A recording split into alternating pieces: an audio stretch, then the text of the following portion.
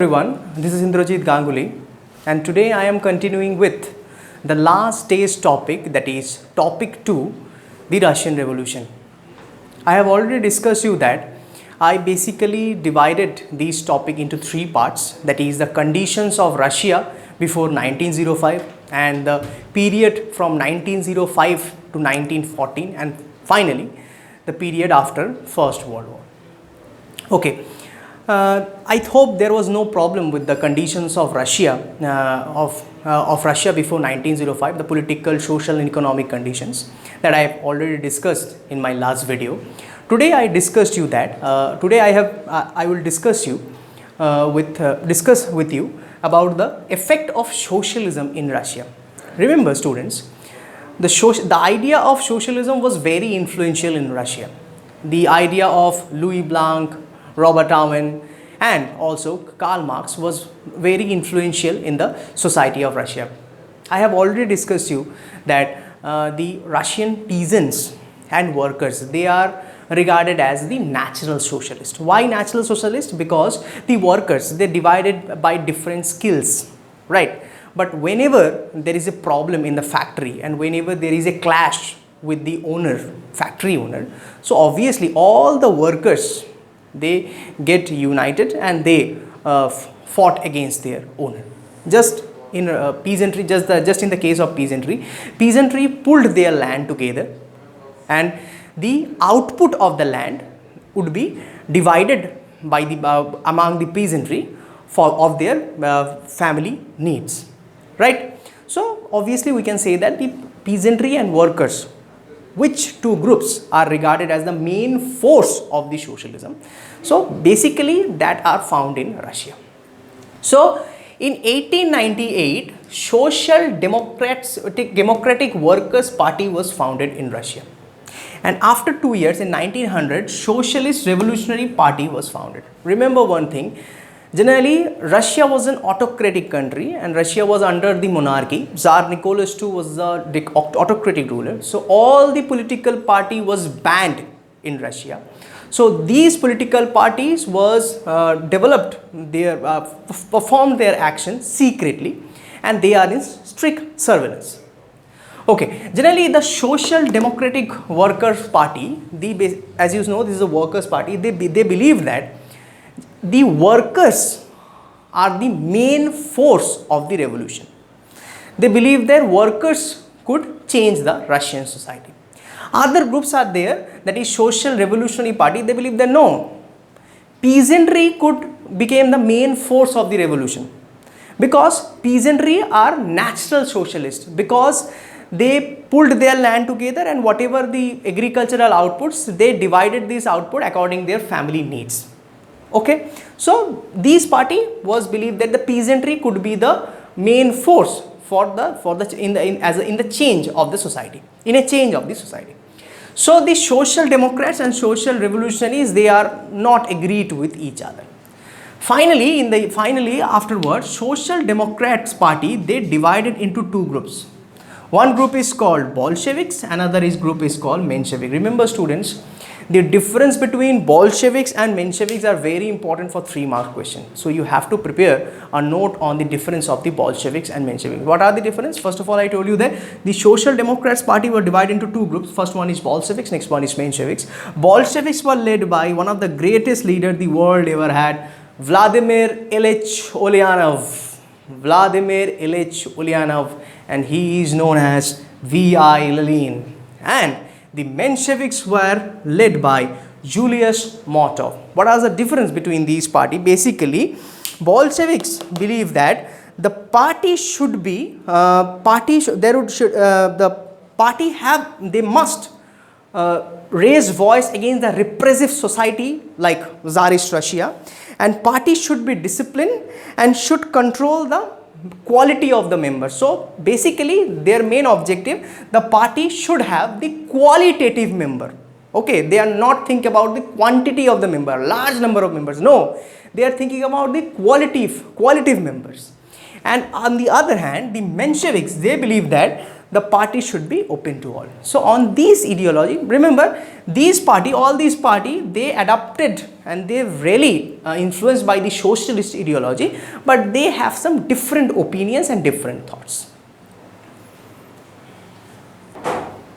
Okay, next, that is a turbulent time, the 1905 revolution, a very important incident that took place in the history of Russia.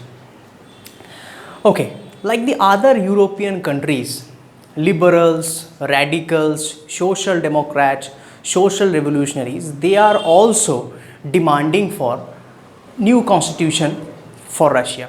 Remember, Russia was an autocratic country and Tsar was not subject to the parliament. In the year 1904, that was a Russo-Japanese war. And in this war, Russia was defeated against the Japanese forces. Remember, that war was the biggest shame for the Russian people, because the Japanese, these are the Asian giants, and the Asian forces was succeeded against the European powers like Russia. So we can say that the 1904 was a bad year for Russia, because in this year prices of essential goods rose and the real wages declined. Therefore, the members of the Workers' Association rose dramatically. When there was a dismissal of 4 workers of the Assembly of Russian Workers at Putilov Iron Work, over the next few days, 110,000 workers, they moved in a procession in the street of St. Petersburg, and there was a demand. Went on, and they went on strike on giving several demands. Remember, this strike was led by Father Gapon. What are the demands? The demands are reduction in working hours. I told you, I have already discussed you that there was a 10 to 12 hours working hours in a large factories and 15 hours working hours in the small workshops. So the conditions of the Russian workers was very tough. So the workers, 110,000 workers, they demanded reduction in working hours, okay, increase in wages and improvement in working conditions. And this procession led towards reach the winter palace of Tsar Nicholas II. Tsar Nicholas II did not have any idea, and he was not thinking about the demands of the workers, and he only just ordered the police and Cossacks to fire. And by this, 100 workers killed and 300 wounded. This incident is known as Bloody Sunday in the history of Russia, and that incident led to the 1905 revolution. Remember students, 1905 revolution is the curtain raiser of the Russian revolution, obviously, because 1905 revolution create the context of the Russian revolution, and therefore after the 1905 revolution, 1970 Russian revolution was generally happened. So after the 1905 revolution, Tsar have no option to call the parliament, and the parliament of Russia was generally known as Duma.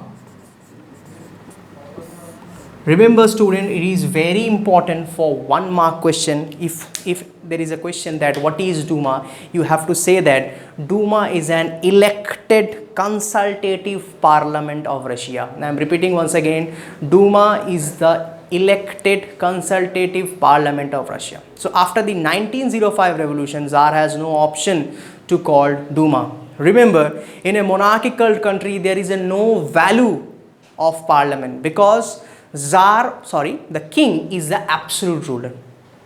So after the 1905 revolution, Tsar has to call Duma, and the Duma is now consisted of different groups, political groups such as liberals, radicals, social revolutionaries, social democrats, conservatives, and so on.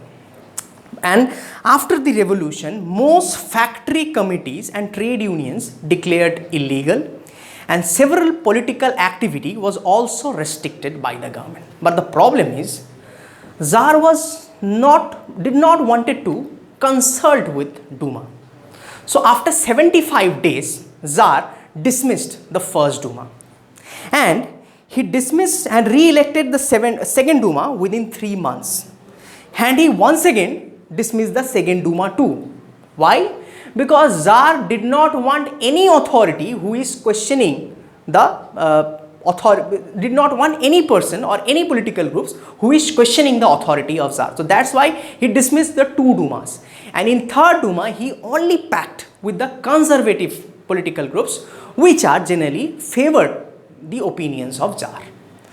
So in this way, finally, after the 1905 revolution, this situation is going on, and in the year 1914 come, and that year was a disaster for the European perspective, that is the First World War. Okay, the First World War, I told you, that is, it has disastrous effects on economy and politics of Europe. And also the Russian economy and politics also suffered by the First World War. The First World War was, the period of First World War is from 1914 to 1918. Generally the First World War ended in 1918, and finally the World War was, and there was a peace treaty was signed between all the rival powers, and finally the World War was concluded in the year 1919 by the Treaty of Versailles. Don't worry about it, these topic will be discussed in the next class, that is chapter number 3, Nazism and the rise of Hitler. You can see the World War was divided between the 2 rival groups. In first group, that is called the Allied powers, comprising England, France and Russia. Remember, after the 1917 Russian Revolution, okay, you can see in the Allied powers comprising the forces called England, France and Russia. Remember, after the revolution, Russia would draw herself from the Allied powers, and later on the Allied power was joined by United States of America, and while in the central powers there is Germany, Austria-Hungary and Turkey. Remember, the central powers was defeated in the World War I, and the Allied powers became the victorious forces. Although Russia was a part of the Allied power, but still there was a massive effect on the Russian economy.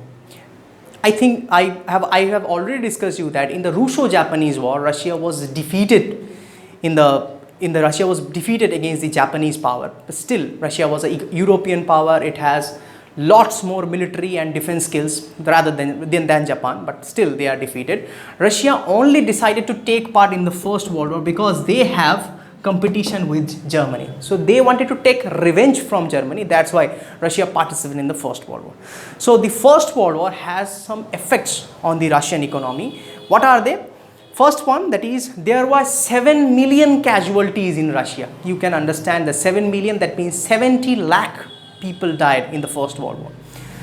Russian army retreated and destroyed crops and buildings to prevent the enemy from being able to live off the land. The destruction led to over 3 million refugees. Okay, after the World War, that caused 3 million refugees of people. Many people lost their land, livelihood and their homes. Soldiers did not go to wish to fight for these wars. Working class were called up for the leading of the shortages of war. The country was cut off from other suppliers of industrial goods. So this was the condition of the First World War in Russia, and the conditions after the First World War gradually also became responsible for the creation of the Russian Revolution. This is it for today. In my next class, I will discuss you about which incidents led to the 1917 Russian Revolution. Thank you and have a nice day.